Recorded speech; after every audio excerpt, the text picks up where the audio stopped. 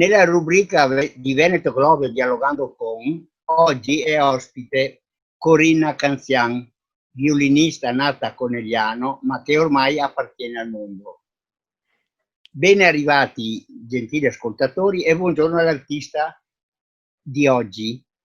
Buongiorno a tutti. Com'è nata la passione per il violino? Beh, allora cominciamo qualche A decennio fa. spiegare chi è Corinna. Va bene? Sì. Va bene. Allora, intanto di nuovo buongiorno a tutti. Io ho cominciato in un modo un po' particolare ad appassionarmi alla musica perché i miei genitori non erano musicisti, erano appassionati, ascoltavano moltissima musica sinfonica in casa, ma ecco non c'era mai stata la possibilità, come dire, o l'idea di avvicinarmi a uno strumento musicale. Alle scuole elementari, fortuna vuole che già dal primo anno, quindi avevo 6 anni, insomma 5-6 anni, dalla scuola di musica del paese vicino vennero insomma 2 musicisti, una chitarrista e una violinista, a raccontare gli strumenti musicali e io rimasi folgorata dal violino, quindi corsi a casa e chiesi subito a mamma e papà di avere un violino. Non mi ascoltarono quell'anno, mi risposero: "Il violino è uno strumento da vecchi", parole letterali. E pur loro appassionati di musica, comunque, però nell'immaginario c'era questa cosa, no? Che la musica era per gli adulti. E l'anno successivo questi musicisti tornarono di nuovo, per fortuna. Io, di nuovo, testarda, corsi a casa e dissi: no, quest'anno Babbo Natale mi deve portare il violino. E Babbo Natale mi portò il violino e quindi da lì cominciò, insomma, questo percorso artistico e musicale. E niente, è diventata una mia scelta di vita. Dopo il liceo scientifico che ho frequentato a Conegliano, avevo intrapreso anche la carriera informatica, avevo fatto un anno di università a Udine, perché sono appassionata comunque di informatica e Di media nuove tecnologie. e nuove tecnologie, esatto. Però il suo debutto è stato, come si può dire, travolgente, perché ha debuttato a 12 anni Ah sì, è nella vero. chiesa del Prete Rosso, giusto? Esatto. Ho un legame particolare con Vivaldi che mi porto sempre dietro e a 12 anni è stata veramente un'emozione molto importante perché ho fatto il mio primo concerto da solista. E Eh, come è studiavo, successo? studiavo all'epoca con Giancarlo Nadai, un insegnante del Sì. Conservatorio di Trieste, e niente, lui è sempre stato un enorme divulgatore, oltre che un musicista e insegnante.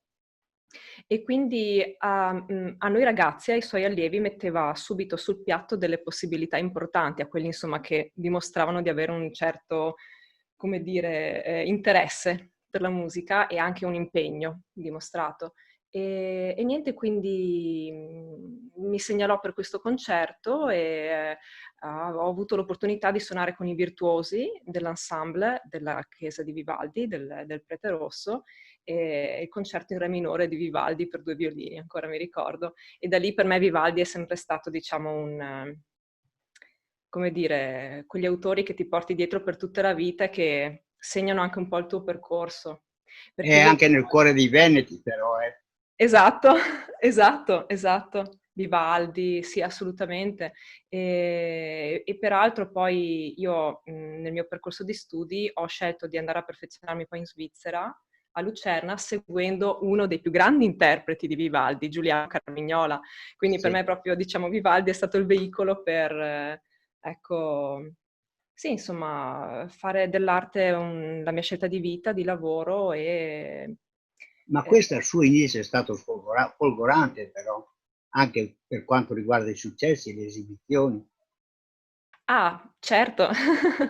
Sì, diciamo che per me è stato determinante capire fin in giovane età, che potevo insomma, certo che ero nata a Conegliano, che avevo avuto un sacco di possibilità in questa terra, nella regione, e che però diciamo che la musica ti permette anche, se diventa una scelta di vita e se lo scegli da giovane, quantomeno, ti permette di comunicare con tutto il mondo. e quindi da lì mi si sono aperte varie porte che ho saputo anche aprire, diciamo, che ho saputo perseguire. E ho visto delle opportunità anche fuori dal mio paese, dalla mia regione e dal mio stato, e quindi diciamo sempre con molta attenzione al mio territorio, però ho voluto perfezionarmi e trovare delle opportunità per crescere in un ambito internazionale, ecco. No, io ho guardato un po' come si può dire, i suoi concerti fatti in giro e ne trovo dappertutto. Sì, sì, no. Per una persona giovane come lei è una cosa straordinaria. Io ho Eh, solo un altro amico che ha fatto un percorso simile, Bolla, il pianista, ah, beh, certo, certo, Piero, sì. assolutamente. Anche lui ha fatto praticamente lo stesso percorso, solo che non ha avuto la fortuna di debuttare nella chiesa del Prete Rosso. Eh, come violinista mi sento fortunata per aver avuto questo onore, veramente. Poi è stata un'emozione incredibile perché questa chiesa è un gioiellino d'architettura e quindi già quando entri è molto suggestiva. Sapere che lì c'erano i violini, c'era Vivaldi che magari parlava alle putte Eh sì, veneziane. sì, sì. No, è Sì, stata un'emozione certo. fortissima e devo dire che ho suonato lì diverse volte perché il debutto è stato a 12 anni, però poi ho avuto altre possibilità sempre in quella chiesetta, è Sì, stata sì. per me chiesa. Viaggia ancora per l'Europa con concerti? Allora, coronavirus permettendo, spero che se ne possa parlare. Io diciamo che lavoro principalmente in tutta Europa, quindi diciamo l'Italia è la mia base, Mm.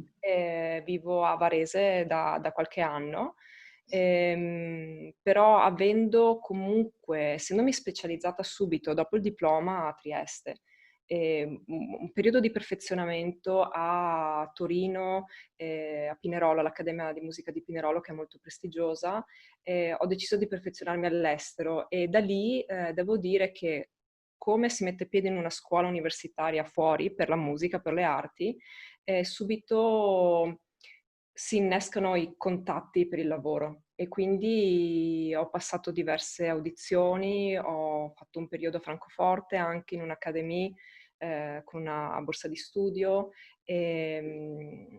quindi parlo fluentemente il tedesco, l'inglese, e da lì diciamo che ti fai notare attraverso gli studi. Organizzano molti eventi, anche ci fanno organizzare tanti eventi, ci facevano organizzare eventi. Ritornano, dai, ritornano. Esatto, Sì. e niente, quindi da lì i contatti sono rimasti, mi hanno ingaggiata subito in tante belle situazioni, tuttora. Fino a prima del coronavirus io lavoravo regolarmente.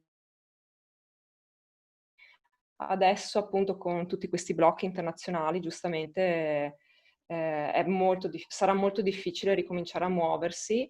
Ho però, devo dire, ho già ricominciato a suonare 2 settimane fa. Ho avuto un progetto a Genova, questo weekend sono stata a Bene. Milano e ho quasi tutto l'autunno pieno ormai di attività concertistica in Italia. Quindi devo dire che l'Italia comunque si è mossa a Bene, anche molti bambini. assolutamente. E qui Eh, diciamo eh, Tanto che sta tenendo dei corsi in Cadore, non so se assolutamente, per la Fondazione Tiziano o tramite la Fondazione Tiziano, io l'ho esatto, sentita anche l'anno scorso sì, sì, esibirsi al Forte di Monterico. esatto, esatto. Esatto, noi siamo veramente siamo molto contenti di avere delle persone così che arricchiscono la nostra cultura. È come andare a un pranzo eccezionale in una zona eccezionale, con Guarda, un accompagnamento che è inimitabile. assolutamente. Adesso so che ha anche il corso per adulti. Sì, allora, beh, innanzitutto mi lasci dire una cosa, per me la cultura è proprio il cibo dell'anima, per cui si parla tanto appunto di ristoranti, eccetera, per riempire lo stomaco, ma se non avessimo la cultura, l'arte, la musica, tutte le forme di comunicazione artistiche, come possiamo far crescere il nostro spirito, no? No, certo. E quindi assolutamente concordo con la sua frase. L'amore per il Cadore risale, diciamo, alla mia infanzia, perché io ho avuto dei genitori che oltre ad essere appassionati di musica sinfonica erano appassionati di montagna e quindi io tutte le estati conosco il Cadore abbastanza bene, quasi una seconda casa. Diciamo che c'è stata un'opportunità coincidente col rientro mio in Italia, fisso, dopo l'esperienza in Svizzera e in Germania, dove ho abitato lì, Delio Cassetta della Dolomiti Sinfonia, Delio, sì. esatto, sì. E praticamente mi aveva contattata per fare le 4 stagioni di Vivaldi, e qui Sì, torniamo, sì, sì. torniamo a Vivaldi, e sul momento gli ho detto, ma guarda Delio, sarebbe bello organizzare anche delle attività per i ragazzi, perché purtroppo so che il Cadore in questo periodo storico sta vivendo un problema di spopolamento e le nuove generazioni non trovano, diciamo, quello spirito forse per dire sì, possiamo andare avanti qui in Cadore. E questo mi ha rattristato tantissimo perché i luoghi sono bellissimi e mi lasci dire che avendo vissuto a Lucerna in Svizzera, che è proprio imperniata nelle Alpi, ho visto lì che pur nonostante le difficoltà delle Alpi, le cose si possono creare. È chiaro che dipende dalla forza economica con cui ci si muove, però diciamo la morfologia del territorio, anzi, la usano come un valore aggiunto in Svizzera per creare ottime opportunità culturali. E quindi in questo senso ho parlato di questa mia idea di creare qualcosa per i giovani ad Elio. Delio subito, come un fulmine, mi ha messo in contatto con la professoressa Maria Giovanna Coletti, la presidente della Fondazione Tiziano, che ha accolto anch'essa veramente a velocità fulminea l'iniziativa. E E penserà già ai suoi nipoti, Giovanna penserà già ai suoi nipoti. Esatto, esatto. No, ma devo dire che comunque la fondazione che si occupa principalmente, no, del Tiziano, delle arti visive, e quindi riuscire ad avere la flessibilità estetica, no, e di visione di dire no, apriamo anche a questo settore che comunque è cultura e arte, per me è stato notevole di persone plastiche, flessibili. Certo. Sì, sì. E da lì è partita 4 anni fa questa iniziativa. Siamo partiti con dei corsi molto semplici per ragazzi che hanno cominciato con i 10 fino ai 25 anni, perché io mi occupo sia di ragazzi piccoli ma anche di perfezionamento per i diplomandi, i più grandi, i più Sì. avanzati. E dall'anno scorso però ecco ho voluto come dire, intraprendere questa scommessa di ingrandire i corsi, non lasciarli soltanto dedicati al violino, ma cercare ancora di più di divulgare, e qui ricordo il mio primo insegnante che ama la divulgazione musicale, che è proprio la cultura per il territorio e per i giovani, e in questo spirito proprio ho voluto creare delle opportunità di formazione attraverso l'arte e la musica per tutti, quindi sia dedicati ai violinisti, chi è già appassionato a uno strumento, ma creare dei laboratori che siano accessibili a tutti e che stimolino di nuovo l'innovazione, lo spirito di creatività nelle nuove generazioni e non solo. Come diceva, da quest'anno abbiamo anche confermato, oltre al campus giovani, un campus per adulti. Il campus giovani è dall'8 al 16 di agosto, è già confermato. Abbiamo un bellissimo gruppo di ragazzi dai 7 ai 22 anni, ragazzi che vengono da tutto il Cadore, da Agordo, da Torino, da Varese, da Venezia, Padova, quindi c'è una bellissima configurazione.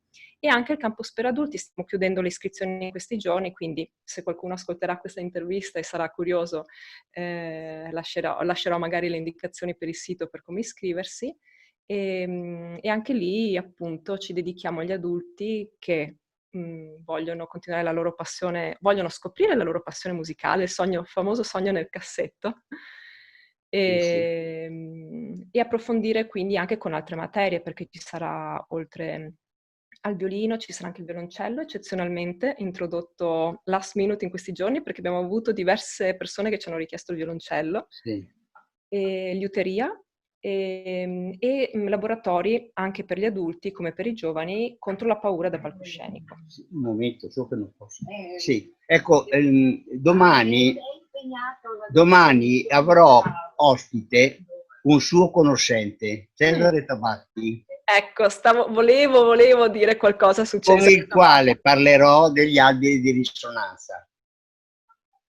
È molto Esatto. importante il legno per il violino, vero? Caspita, assolutamente. E quest'anno ho voluto proprio parlare di risonanza e di legno, anche purtroppo visto il triste episodio che ha interessato molto anche il Cadore e il Comelico lo scorso anno in ottobre con la tempesta Vaia, e che quindi c'è tutta una discussione adesso sul legno di recupero e sulle piante abbattute, come farle ricrescere in tempi, ecco, che siano buoni per la produttività del luogo, ma anche poi per gli artigiani che come liutai lavorano il legno. Sì. E in particolare sì, ho voluto coinvolgere Cesare Tabacchi anche quest'anno, assieme a un altro collega Mhm. che viene dalla provincia di Trento, Gianmaria Stelzer, per offrire dei laboratori agli studenti sulla liuteria, su come si va a cercare una pianta Sì. del legno di risonanza e come si costruisce, quindi di quali sono i vari step per costruire il violino, quanta fatica c'è, quanto lavoro dietro Sì, c'è di dietro, sì. precisione, di calcolo di Sì. proporzioni, le venature, metterle, ecco, e il mantenimento poi degli strumenti, insomma, soprattutto per gli Sì. studenti più giovani che si dimenticano di pulire Sì, bene sì, queste sì, vernici molto. pregiate. Esatto. Ecco, noi ci avviamo alla conclusione. Questo discorso venga ascoltato da molte persone, specialmente dai giovani, che noi abbiamo bisogno di musica, abbiamo bisogno di cultura, abbiamo bisogno di buone cose, non di chiacchiere inutili. Esatto, esatto. Ma Allora, devo dire che comunque il comune di Pieve di Cadore in questo senso ha dimostrato una sinergia, nonostante le difficoltà di quest'anno e la sì, complessità di quest'anno. Siamo riusciti a mettere in moto una macchina, Fondazione Tiziano in primis, veramente un carro armato, la sì, professoressa sì, Coletti è sì. fantastica, ma anche il Museo dell'Occhiale e la magnifica comunità di Cadore ci ha supportati anche quest'anno, e quindi spero io negli anni di riuscire a costituire qualcosa che abbia un vero valore per il futuro, insomma, del territorio. Comunque verrò a trovarla al corso. Allora Sarà un intanto ci onore, salutiamo qua ti aspettiamo. e tanti auguri di buon lavoro. Grazie mille, a presto. Buona giornata. Buona giornata.